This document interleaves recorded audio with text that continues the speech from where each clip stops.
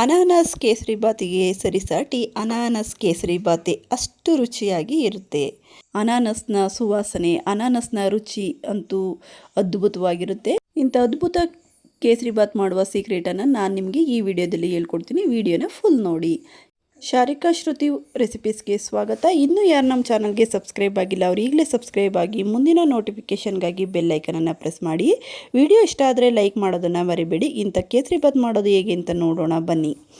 ಇಲ್ಲಿ ನಾನು 1 ಕಪ್ಪು ಅನಾನಸನ್ನು ತೊಗೊಂಡಿದ್ದೀನಿ. ಅದನ್ನು ಈ ರೀತಿಯಾಗಿ ಸಣ್ಣದಾಗಿ ಹೆಚ್ಚಿ ಇಟ್ಕೊಂಡಿದ್ದೀನಿ.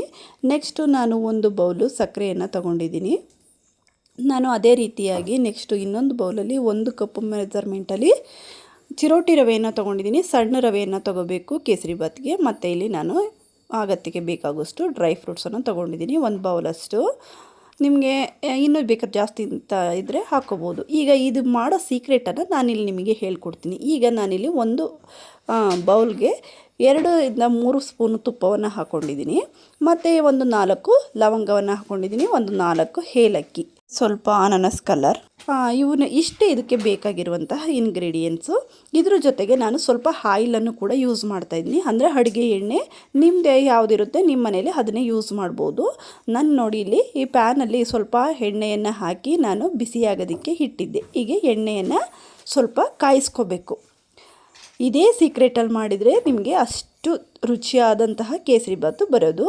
ಹೀಗೆ ಈ ಕಾಯಿಸಿದ ಎಣ್ಣೆಯನ್ನು ನಾವು ಈ ತುಪ್ಪ ಹಾಕಿದ್ವಲ್ಲ ಈ ಬೌಲ್ಗೆ ಹಾಕಿ ಇದನ್ನು ಚೆನ್ನಾಗಿ ಕಲ್ಕೋಬೇಕು. ಅಂದರೆ ಆ ಎಣ್ಣೆ ಆ ತುಪ್ಪದ ಜೊತೆ ಫುಲ್ಲು ಚೆನ್ನಾಗಿ ಮಿಕ್ಸ್ ಆಗಬೇಕು. ಆ ರೀತಿಯಾಗಿ ಅದನ್ನು ನಾವು ಕಲಿಸ್ಕೊಂಡು ಪಕ್ಕಕ್ಕೆ ಇಟ್ಕೊಂಡಿರಬೇಕು.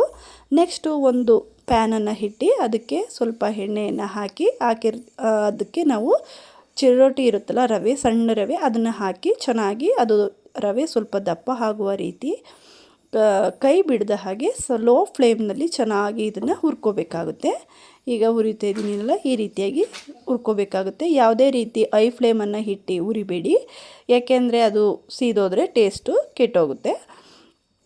ಈಗ ನೋಡಿ ಸ್ವಲ್ಪ ರವೆ ಚೇಂಜಸ್ ಆಗಿದೆ ಮತ್ತು ಸ್ವಲ್ಪ ದಪ್ಪ ಆಗಿದೆ. ಇದನ್ನು ನಾನು ಈಗ ಕೆಳಗಡೆ ಇಳಿಸ್ಕೊತೀನಿ. ಈಗ ತೆಕ್ಕೊಂಡು ಅದೇ ಪ್ಯಾನ್ಗೆ ಮತ್ತೆ ಸ್ವಲ್ಪ ಅದೇ ತುಪ್ಪವನ್ನು ಹಾಕಿ ನಾನು ಈಗ ಡ್ರೈ ಫ್ರೂಟ್ಸ್ ಇಟ್ಕೊಂಡಿದ್ದಲ್ಲ ಅದನ್ನು ಕೂಡ ಹಾಕಿ ಈಗ ಇದರಲ್ಲಿ ಹುರ್ಕೋಬೇಕಾಗುತ್ತೆ.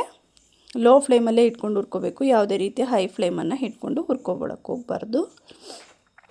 ನೋಡಿ ಈಗ ಇದು ಕಲರ್ ಚೇಂಜ್ ಆಗುತ್ತೆ, ಗೋಲ್ಡನ್ ಬ್ರೌನ್ ಕಲರ್ ಬರೋ ತನಕ ಹುರಿಬೇಕಾಗುತ್ತೆ. ಹೀಗೆ ಹುರಿದ್ಬಿಟ್ಟು ಇದನ್ನು ನಾವು ಒಂದು ಬೌಲ್ಗೆ ಎತ್ತಿಟ್ಕೋಬೇಕಾಗುತ್ತೆ. ಯಾವುದೇ ರೀತಿ ಜಾಸ್ತಿ ಫ್ಲೇಮನ್ನು ಇಟ್ಕೊಳ್ಳೋಕೆ ಹೋಗ್ಬೇಡಿ. ಈಗ ನಾನು ಇದನ್ನು ಒಂದು ಬೌಲ್ಗೆ ಎತ್ತಿಟ್ಕೋತಾ ಇದ್ದೀನಿ. ಈಗ ನೆಕ್ಸ್ಟು ಈ ಬಾಣಲೆಗೆ ನಾವು ಸಣ್ಣಕ್ಕೆ ಹೆಚ್ಚಿದಂತಹ ಪೈನಾಪಲನ್ನು ಹಾಕ್ಕೊಂಡು ಅನಾನಸನ್ನು ಹಾಕ್ಕೊಂಡು ಇದನ್ನು ಎಲ್ಲ ಸ್ವಲ್ಪ ಸ್ಮ್ಯಾಶ್ ಆಗೋ ತನಕ ಮತ್ತು ಅನಾನಸ್ಸು ಫುಲ್ಲು ಅದು ಬಾಯ್ಲ್ ಆಗೋ ತನಕ ಚೆನ್ನಾಗಿ ಹೀಗೆ ಹುರ್ಕೋಬೇಕಾಗುತ್ತೆ. ನೋಡಿ ಅಲ್ಲಿ ಕಲರ್ ಚೇಂಜ್ ಆಯಿತು, ಹೀಗೆ ಚೇಂಜ್ ಆಗಬೇಕು. ಅಲ್ಲಿ ತನಕ ನಾವು ಹುರ್ಕೋಬೇಕಾಗುತ್ತೆ. ಈಗ ಹುರಿದಾಯಿತು. ಇದಕ್ಕೆ 1:2 ಹಂಗೆ 2 ಕಪ್ ನೀರನ್ನು ಸೇರಿಸ್ಕೊಂಡಿದ್ದೀನಿ. ಅಂದರೆ ನಾವು ರವೆಯನ್ನು 1 ಕಪ್ ತಗೊಂಡ್ರೆ 2 ಕಪ್ ನೀರನ್ನು ತಗೋಬೇಕಾಗುತ್ತೆ. ಇಲ್ಲಿ ಒಂದು 4-5 ಲವಂಗವನ್ನು ಹಾಕಿದ್ದೀನಿ. 4-5 ಲವಂಗ ಹಾಕೋದ್ರಿಂದ ರುಚಿ ಮತ್ತು ಸ್ಮೆಲ್ಲು ಎರಡೂ ಕೂಡ ತುಂಬಾ ಚೆನ್ನಾಗಿರುತ್ತೆ. ಮತ್ತು ಇಲ್ಲಿ ಸ್ವಲ್ಪ ವುಡ್ ಕಲರನ್ನು ಯೂಸ್ ಮಾಡ್ತಾಯಿದ್ದೀನಿ, ಅಂದರೆ ಅನಾನಸ್ ಕಲರ್ ಇದು.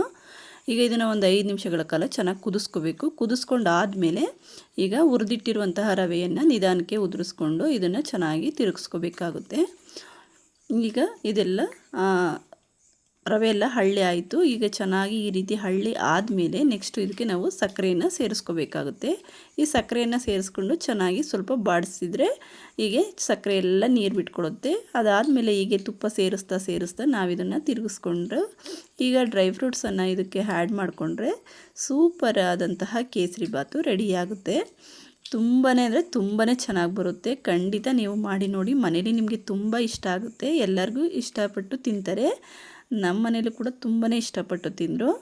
ಇದೇ ರೀತಿ ಶಾರಿಕಾ ಶ್ರುತಿ ರೆಸಿಪೀಸ್ ಚಾನಲ್ನ ಸಬ್ಸ್ಕ್ರೈಬ್ ಮಾಡ್ಕೊಳ್ಳೋದನ್ನು ಮರಿಬೇಡಿ. ಇದೇ ರೀತಿ ನಮ್ಮ ಚಾನಲ್ಗೆ ಸಪೋರ್ಟ್ ಮಾಡ್ತಾಯಿರಿ. ಒಳ್ಳೊಳ್ಳೆ ರೆಸಿಪಿಗಳು ಇರುತ್ತೆ ನಮ್ಮ ಚಾನಲಲ್ಲಿ, ನೋಡಿ ಇದೇ ರೀತಿ ಸಪೋರ್ಟ್ ಮಾಡ್ತಾಯಿರಿ.